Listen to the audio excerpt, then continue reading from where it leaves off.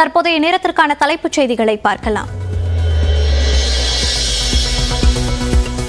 கன்னியாகுமரி மாவட்டம் தக்கலையில் வாகன பேரணி சென்ற அமித்ஷா.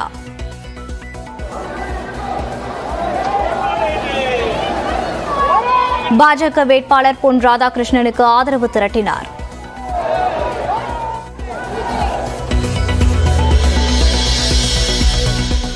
இனிப்பு வழங்கிய சகோதரர் ராகுலுக்கு இனிப்பான வெற்றியை பரிசாக வழங்குவோம், அன்பிற்கும் உண்டோ அடைக்கும் தாழ் என்ற வாசகத்துடன் எக்ஸ் பக்கத்தில் பதிவிட்ட முதலமைச்சர்.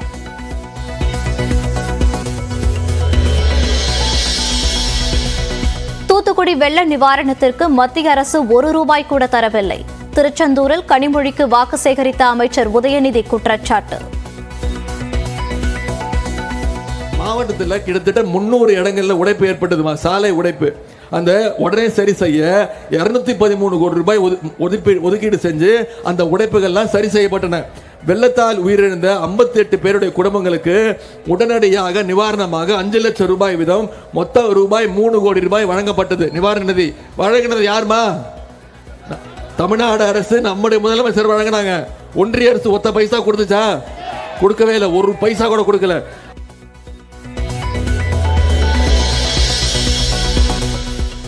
இந்த தேர்தலுக்கு பிறகு எடப்பாடி பழனிசாமி தலைமையில் அதிமுக இருக்காது என அண்ணாமலை பேச்சு. தொண்டர்கள் ஆதரவுடன் டிடிவி தினகரன் வழிநடத்துவார் என்றும் தேனியில் பரப்புரை. 2024 தேர்தலுக்கு பிறகு எடப்பாடி பழனிசாமி அவர்கள் தலைமையிலான அண்ணா திராவிட முன்னேற்ற கழகம் இருக்காது.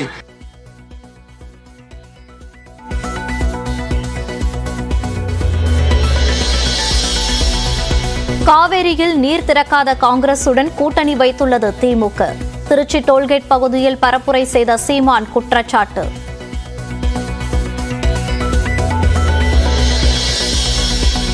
திமுகவின் தேர்தல் விளம்பரங்களுக்கு முன் அனுமதி அளிப்பதில் தேர்தல் ஆணையம் பாரபட்சமாக செயல்படுவதாக குற்றச்சாட்டு. சென்னை உயர்நீதிமன்றத்தில் திமுக அமைப்பு செயலாளர் RS பாரதி வழக்கு.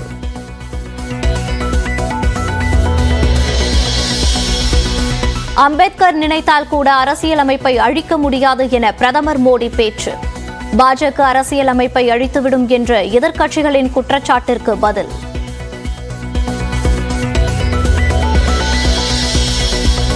ராமேஸ்வரம் கஃபே குண்டுவெடிப்பு வழக்கில் கொல்கத்தாவில் கைதான இருவரை பெங்களூரு அழைத்து வந்து விசாரணை.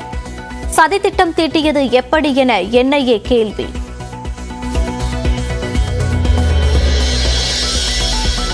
மத்திய பிரதேசத்தின் ரேவாவில் ஆழ்துளை கிணற்றில் விழுந்த 6 வயது சிறுவன். அருகே பெரிய பள்ளம் தோண்டி மீட்கும் பணி தீவிரம்.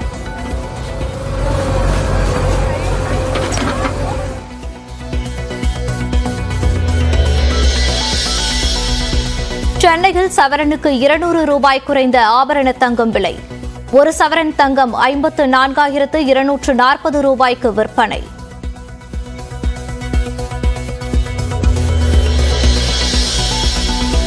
காரைக்குடியில் குடும்ப பிரச்சனையில் வீட்டிற்கு பெட்ரோல் ஊற்றி தீ வைத்த தந்தை.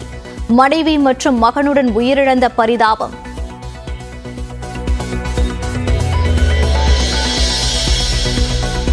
ஆன்லைன் வீடியோ கேமர்களுடன் கலந்துரையாடிய பிரதமர் நரேந்திர மோடி. வீடியோ கேம் விளையாடி உற்சாகம். ये जो अस्टिक है, हाँ ये सर आपका कैरेक्टर है और ये जंप बटन है. मैं पूरा दिमाग खपाऊंगा जरा.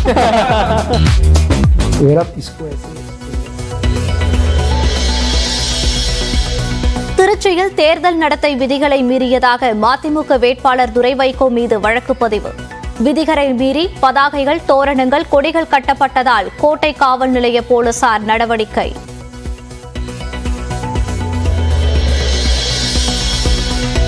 மதுரை மீனாட்சியம்மன் கோயில் சித்திரை திருவிழா கோலாகலம்.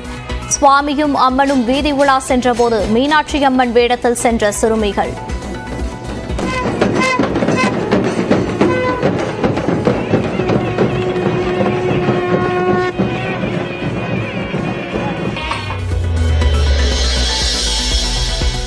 IPL தொடரில் லக்னோ அணியை 6 விக்கெட்டுகள் வித்தியாசத்தில் வீழ்த்திய டெல்லி அணி.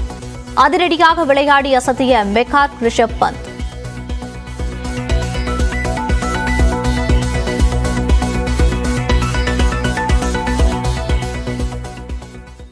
தூத்துக்குடியில் ஏற்பட்ட வெள்ள பாதிப்பிற்கு மத்திய அரசு ஒரு பைசா கூட தரவில்லை என்று விளையாட்டுத்துறை அமைச்சர் உதயநிதி ஸ்டாலின் குற்றம் சாட்டியுள்ளார். தூத்துக்குடி மாவட்டம் திருச்செந்தூரில் திமுக வேட்பாளர் கனிமொழியை ஆதரித்து உதயநிதி ஸ்டாலின் பரப்புரை மேற்கொண்டார். அப்போது பேசிய அவர், தூத்துக்குடியில் ஏற்பட்ட வெள்ளத்தின் போது திமுக எம்பி மற்றும் அமைச்சர்கள் முகாமிட்டு நிவாரணப் பணிகளை மேற்கொண்டதை குறிப்பிட்டார். ஆனால் மத்திய பாஜக அரசு ஒரு பைசா கூட நிவாரணம் வழங்கவில்லை என்று குற்றம் சாட்டினார். மாவட்டத்தில் கிட்டத்தட்ட 300 இடங்கள்ல உடைப்பு ஏற்பட்டதுமா, சாலை உடைப்பு. அந்த உடனே சரி செய்ய 213 கோடி ரூபாய் ஒதுக்கீடு செஞ்சு அந்த உடைப்புகள்லாம் சரி செய்யப்பட்டன. வெள்ளத்தால் உயிரிழந்த 58 பேருடைய குடும்பங்களுக்கு உடனடியாக நிவாரணமாக 5 லட்சம் ரூபாய் வீதம் மொத்த ரூபாய் 3 கோடி ரூபாய் வழங்கப்பட்டது. நிவாரண நிதி வழங்கினது யாருமா? தமிழ்நாடு அரசு, நம்முடைய முதலமைச்சர் வழங்கினாங்க. ஒன்றிய அரசு ஒத்த பைசா கொடுத்துச்சா? கொடுக்கவே இல்லை, ஒரு பைசா கூட கொடுக்கல.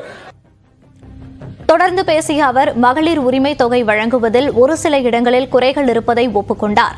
தேர்தல் முடிந்த பிறகு 4 அல்லது 5 மாதங்களில் மகளிர் உரிமை தொகை தொடர்பான குறைகள் அனைத்தும் நிவர்த்தி செய்யப்படும் என்று வாக்குறுதியளித்தார்.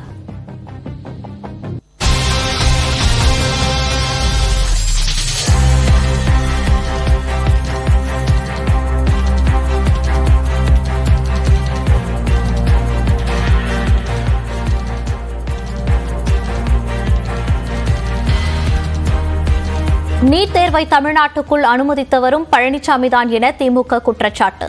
இதுகுறித்த கூடுதல் தகவல்களை நமது செய்தியாளர் அபினேஷிடம் கேட்கலாம். வணக்கம் அபினேஷ், விவரங்களை பதிவு பண்ணலாம்.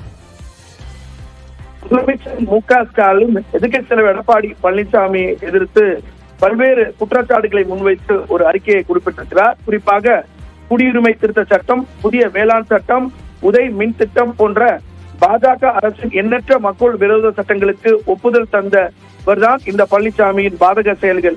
மக்கள் ஒருபோதும் மறக்க மாட்டார்கள், மன்னிக்க மாட்டார்கள் எனவும் தன்னுடைய அறிக்கையில அவர் குறிப்பிட்டிருக்கார். குறிப்பாக எடப்பாடி பழனிசாமி கடந்த 4 ஆண்டு காலம் தமிழ்நாட்டின் முதலமைச்சராக பொறுப்பில் இருந்த போது தமிழ்நாட்டு மக்களுக்கோ தமிழ் மொழிக்கோ அவரால் சிறு பயனும் இல்லை எனவும், அவரால் பயன் கூட வேண்டாம், அவரால் பாதகம் செய்யாமல் இருந்திருக்கலாம் அல்லவா எனவும் அவர் கேள்வி எழுப்பியிருக்கிறார். பதவி சுகத்தை அனுபவித்தவர் தமிழக மக்களுக்கு பல்வேறு பாதங்களை அவர் செய்திருக்கிறார் என்றும் அவர் குறிப்பிட்டிருக்கிறார். குறிப்பாக பொள்ளாச்சியில் பாலியல் வன்கொடுமை, நீட் தேர்வை அனுமதித்தது, உதய் மின் திட்டத்தை அனுமதித்தது, மேலும்